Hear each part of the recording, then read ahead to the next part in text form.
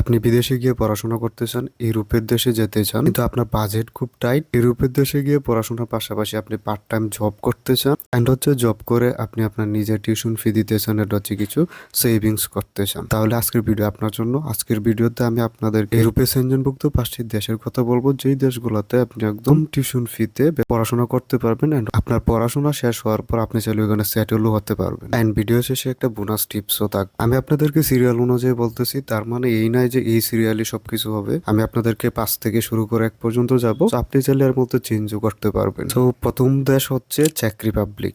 আপনি যদি একজন বাংলাদেশি স্টুডেন্ট হিসেবে ইউরোপে গিয়ে পড়াশোনা করতে চান, তাহলে চেক রিপাবলিক আপনার জন্য একটা বেস্ট চয়েস হতে পারে। চেক রিপাবলিক দেশে যারা নন ইউরো থেকে যায় তাদের জন্য এভারেজ টিউশন ফি ইয়ারলি 1500 থেকে শুরু হয়। এটা হচ্ছে ইউনিভার্সিটি ভেদে বা সিটি ভেদে আর একটু কম একটু বেশিও হতে পারে, তবে টিউশন ফি শুরু হয় 1500 থেকে, এন্ড হচ্ছে এটা 5000 ইউরো পর্যন্ত হয়ে থাকে। এই দেশের বেনিফিট গুলো হচ্ছে আপনি স্পাউস নিয়ে যেতে পারবেন, আপনার লিভিং কস্ট হবে 600 ইউরো থেকে 1000 ইউরো পার মান্থ। এটা সেম আপনার সিটি ভেদে, আপনি যদি বেশি খরচ করতে চান, একটু ভালো বেশি উন্নত জায়গায় থাকতে চান, সেক্ষেত্রে হচ্ছে আপনার একটু খরচ বেশি হবে। এন্ড আপনি চাইলে আপনার পড়াশোনার পাশাপাশি পার্ট টাইম জবও করতে পারবেন। সেকেন্ড যে দেশটির কথা বলবো, এই দেশটি আসলে বাংলাদেশি সবার জন্য প্রিয় হয়ে থাকে, বাংলাদেশের অনেক স্টুডেন্ট এই দেশে যায়। দ্বিতীয় দেশটি হচ্ছে পোল্যান্ড। পোল্যান্ড সম্পর্কে অনেকেই জানেন, এন্ড হচ্ছে পোল্যান্ডে অনেকে গিয়ে পড়াশোনা করতে যান। পোল্যান্ডের টিউশন ফি হচ্ছে 2000 ইউরো থেকে শুরু, এন্ড হচ্ছে এটা সর্বোচ্চ 4000 ইউরো পর্যন্ত হয়ে থাকে। এটা আসলে আপনার ইউনিভার্সিটি এন্ড সাবজেক্টের উপর নির্ভর করে কিন্তু টিউশন ফিটা বাড়বে, তবে টিউশন ফি শুরু হয় 2000 ইউরো থেকে। নন ইউরো থেকে যারা পড়তে চায় তাদের পোল্যান্ডের লিভিং কস্ট হচ্ছে 600 ইউরো থেকে শুরু।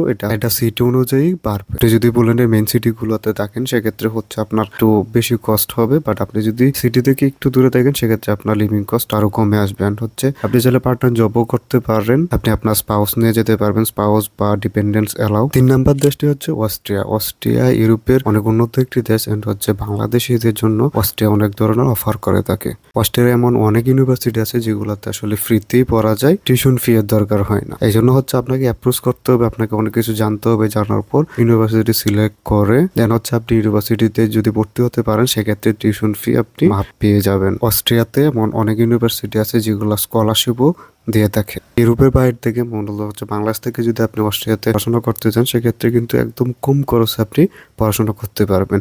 অস্ট্রিয়াতে টিউশন ফি 726 ইউরো থেকে শুরু। বেশিরভাগ ইউনিভার্সিটিতেই সেম হয়ে থাকে, এন্ড হচ্ছে কিছু ইউনিভার্সিটিতে থেকে একটু বেশি হয়ে থাকে, সর্বোচ্চ হয়ে থাকে 1452 ইউরো। অস্ট্রিয়াতে লিভিং কস্ট হচ্ছে 900 ইউরো থেকে শুরু। এটা সিটি অনুযায়ী 1300 ইউরো পর্যন্ত হতে পারে, এন্ড আপনি যদি রুম শেয়ার করে থাকতে পারেন, তাহলে সেক্ষেত্রে আরো অনেক কম আসবে। পার্ট টাইম জবের সুযোগ সুবিধাও কিন্তু অস্ট্রিয়াতে রয়েছে। নাম্বার 2তে রয়েছে গ্রিস। গ্রিসের টিউশন ফি শুরু হয় 1500 ইউরো থেকে, এটা সর্বোচ্চ 3000 ইউরো পর্যন্ত হয়ে থাকে। এটা ব্যাচেলার এন্ড হচ্ছে মাস্টার্স দুই প্রোগ্রামই সেম। গ্রিসের লিভিং কস্ট অনেক কম। গ্রিসে যদি আপনি যেতে পারেন স্টুডেন্ট বিষয়ে, সেক্ষেত্রে আপনার থাকা খাওয়ার খরচটা অনেক কম আসবে। গ্রিসের living cost on average 500 euro থেকে শুরু।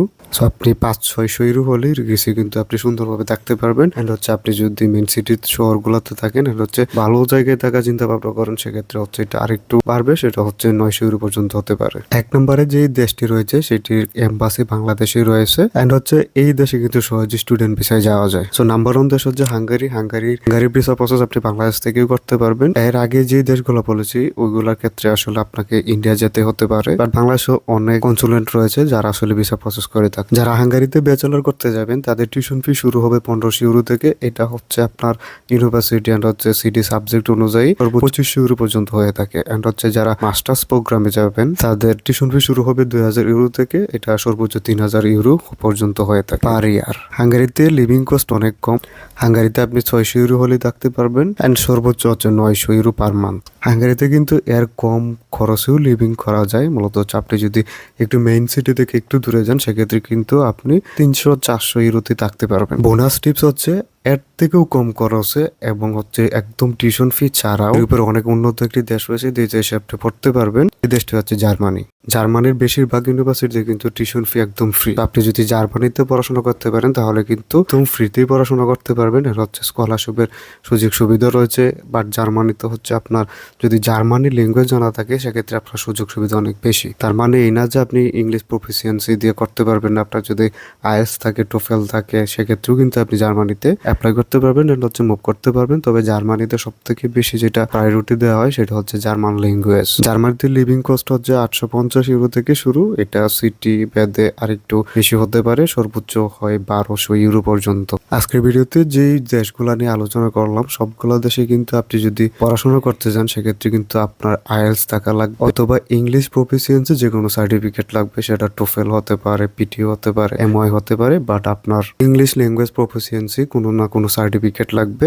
এছাড়া কিন্তু আপনি পড়াশোনা করতে পারবেন না। অনেকে আপনারা বলবে যে আপনি এই দেশগুলোতে আইএলটিএস ছাড়াও যেতে পারবেন, আইএলটিএস ছাড়া আপনি অফার লেটার পাবেন, বাট যখন আপনি এম্বাসিতে ভিসা আনতে যাবেন তখন কিন্তু একটা সমস্যা পড়তে পারেন। বাট আপনার ভাগ্য ভালো হলে আপনি আইএলটিএস ছাড়াও কিন্তু ভিসা পেতে পারেন। তো এই ছিল ভিডিও যদি ভালো লাগে ভিডিওতে লাইক দিবেন, চ্যানেলটি সাবস্ক্রাইব করবেন। আপনি যদি এজেন্সি ছাড়া নিজে নিজে বিভিন্ন ইউনিভার্সিটিতে অ্যাপ্লাই করে ইউরোপে যেতে চান সেক্ষেত্রে আমাদের চ্যানেলটি ফলো করতে পারেন। এই চ্যানেলে অনেক ভিডিও আসবে, যে ভিডিওগুলোতে ইউনিভার্সিটি কিভাবে অ্যাপ্লাই করতে হয়, সাবজেক্ট কিভাবে চুজ করতে হয়, সবকিছুই দেখানো হবে। এন্ড হচ্ছে আপনি চাইলে আমাদের হেল্পও নিতে পারেন, আমাদের মাধ্যমে আপনি আপনার স্টুডেন্ট ভিসা সম্পূর্ণ প্রসেস করাতে পারেন।